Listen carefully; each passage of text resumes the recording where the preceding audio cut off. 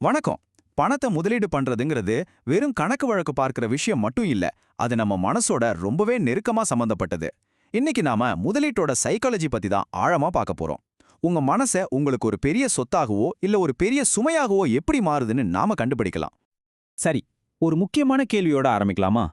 முதலீட்டை பொறுத்த வரைக்கும் உங்களோட உண்மையான மிகப்பெரிய எதிரி யாருன்னு நினைக்கிறீங்க? அது மார்க்கெட்டோட ஏற்ற இறக்கமா, இல்ல நீங்க வாங்கின ஒரு தப்பான ஸ்டாக்கா? ஆனா இங்க ஒரு ஆச்சரியமான விஷயம் என்னன்னா, பல நேரங்கள்ல நம்மளோட பெரிய எதிரி நம்ம கண்ணாடியில பார்க்கற நாம தாங்க. ஆமா, அது நம்மளோட சொந்த சைக்காலஜி தான். இது வெறும் நம்பர்ஸ பத்தின விஷயம் இல்ல. இது நம்மளோட உணர்ச்சிகள், நம்மளோட தனிப்பட்ட விருப்பு வெறுப்புகள், இதுக்கும் நம்ம எடுக்கிற நிதி முடிவுகளுக்கும் நடுவுல இருக்கிற அந்த ஆழமான தொடர்பை புரிஞ்சுக்கிறது தான். சரி வாங்க, நம்மளையே அறியாம நம்ம பண்ற சில பொதுவான தவறுகளை பத்தி கொஞ்சம் டீப்பா பாப்போம். நல்ல நோக்கத்தோட ஆரம்பிச்சா கூட நம்மள தடம் புரள வைக்கிற இந்த நிதி நாசக்காரர்களை ஒன்னொன்னா பார்க்கலாம். முதல்ல வர்றது ஓவர் கான்ஃபிடன்ஸ். அதாவது, எனக்கு எல்லாம் தெரியும், மார்க்கெட்டை ஈஸியா ஜெயிச்சிடலாம்னு நினைக்கிற மனநிலை. இது பெரும்பாலும் நம்மள தேவையில்லாத ரொம்ப ரிஸ்கான ட்ரேடிங்ல ஈடுபட வச்சிடும். அடுத்து நஷ்ட பயம். இது ரொம்பவே இன்ட்ரெஸ்டிங்கான ஒரு சைக்காலஜி. அதாவது, 1000 ரூபாய் லாபம் கிடைச்சா வர்ற சந்தோஷத்தை விட அதே 1000 ரூபாய் நஷ்டமாச்சுன்னா வர்ற வலி 2 மடங்கு அதிகமா இருக்குமா. இந்த பயத்தினாலேயே நஷ்டத்துல போற இன்வெஸ்ட்மெண்ட்டை விக்காம வச்சுட்டு லாபத்துல வர்றதா அவசரப்பட்டு வித்துடுவோம். அப்புறம் கண்டிப்பா சொல்ல வேண்டியது மந்தை மனப்பான்மை. நம்மில் பலருக்கு தெரிஞ்ச ஃபோமோ, அதாவது ஃபியர் ஆஃப் மிஸ்ஸிங் அவுட். எல்லோரும் ஒரு விஷயத்தை செய்யறதால நாமளும் அதை செய்யணும்னு ஒரு கட்டாயம்.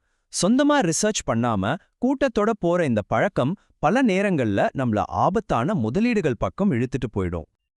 இந்த ஸ்லைட்ல இருக்கிற மற்ற வில்லனங்களை பாருங்க.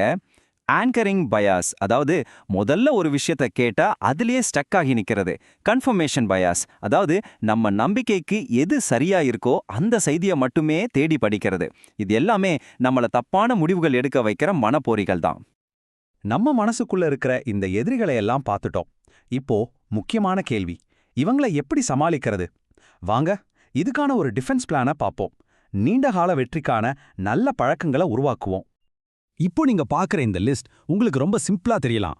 ஆனா இதோட உண்மையான பவர் என்ன தெரியுமா? ஒரு தெளிவான ஃபைனான்ஷியல் பிளான், டைவர்சிஃபைடு போர்ட்ஃபோலியோன்னு இப்படி ஒரு கட்டமைப்போடு இருக்கிறது நம்ம எமோஷனலா முடிவெடுக்கிறத தடுக்கிற ஒரு பெரிய கவசம் மாதிரி. சரி, இதெல்லாம் தியரி. நிஜத்துல இது எப்படி வேலை செய்துன்னு பார்க்க வேண்டாமா?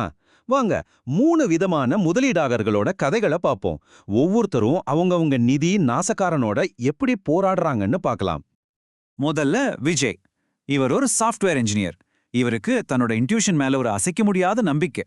அந்த உள்ளுணர்வு சொல்றத வச்சு வின்னிங் ஸ்டாக்ஸை கண்டுபிடிச்சிடலாம்னு நினைக்கிறாரு. இதனால தன்னோட பணத்தை ஒரு சில டெக் கம்பெனிகள்ல மட்டுமே முதலீடு செய்றாரு. இங்க இந்த ஒப்பீட்டை பாருங்க. விஜயோட அந்த திடீர் உள் உணர்வு அடிப்படையிலான முதலீடுகள்ல இருந்து ஒரு ஒழுக்கமான பல்வகைப்படுத்தப்பட்ட நீண்ட கால முதலீட்டுக்கு மாறுறது தான் சரியான வழி. முக்கியமான விஷயம் என்னன்னா, உள்ளுணர்வை விட உத்திக்கு முக்கியத்துவம் கொடுக்கணும். அடுத்து நம்ம விக்ரம். இவருக்கு மார்க்கெட் இறங்குறத பார்த்தாலே பயம். அதனால தன்னோட சேமிப்பு எல்லாத்தையும் பேங்க்லயே வச்சிருக்காரு. ஸ்டாக்ஸ் பக்கம் போறதையே தவிர்க்கிறாரு. இந்த சார்ட்டை பாருங்க. இது ஒரு முக்கியமான உண்மையை ரொம்ப தெளிவா காட்டுது.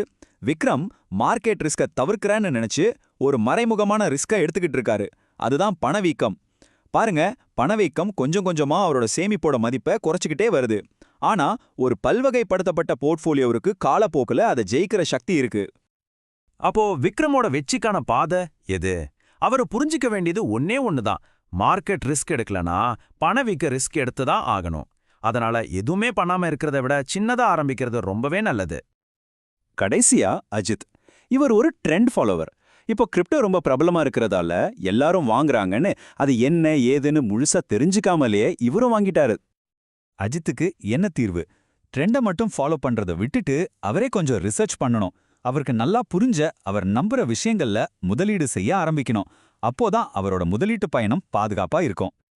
இந்த 3 பேரோட கதையில இருந்து நமக்கு ஒரு விஷயம் நல்லா புரியுது. நம்ம பணத்தை கண்ட்ரோல் பண்றதுக்கு முன்னாடி நம்ம மனசை கண்ட்ரோல் பண்ணணும். அதுதான் ஒரு பாதுகாப்பான நிதி எதிர்காலத்துக்கான முதல் மற்றும் மிக முக்கியமான படி. ஆக மொத்தத்துல விஷயம் இதுதான். நம்ம கிட்ட இருக்கிற இந்த கெட்ட நிதி பழக்கங்களை நாம முதல்ல அடையாளம் கண்டுபிடிக்கணும்.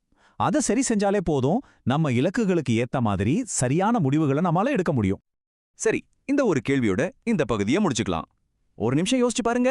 உங்க பணத்தை பத்தின முடிவுகளை நீங்க தான் எடுக்கிறீங்களா, இல்ல உங்க மனசுக்குள்ள ஒளிஞ்சிட்டு இருக்கிற இந்த பயாஸ்களா?